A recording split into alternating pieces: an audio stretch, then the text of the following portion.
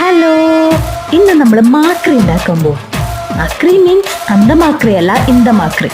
ഇത് പായസം ഞാൻ ആദ്യമായിട്ട് കുടിക്കുന്നത് 2 ദിവസം മുന്നേ എൻ്റെ കസിൻ്റെ കുട്ടീൻ്റെ 28 കെട്ടിന് പോയി. അന്നേരെ എൻ്റെ മനസ്സിൽ കയറി കൂടിയതാണ്. അന്നേരെ ഞാൻ എൻ്റെ അമ്മച്ചിയോട് പറയുന്നുണ്ട്, ഒന്നാക്കണേ അമ്മേ, ഒന്നാക്കണേ.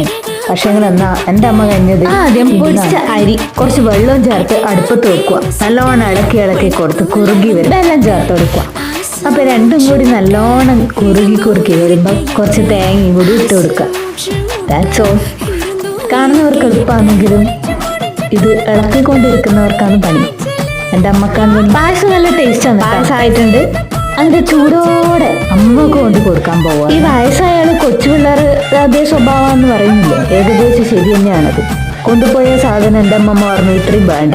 പക്ഷെ എൻ്റെ അമ്മ ആരാ മോളെന്നറിയാം, അതിൽ കുറച്ച് മാറ്റം വരുത്തിയിട്ട് മാത്രം.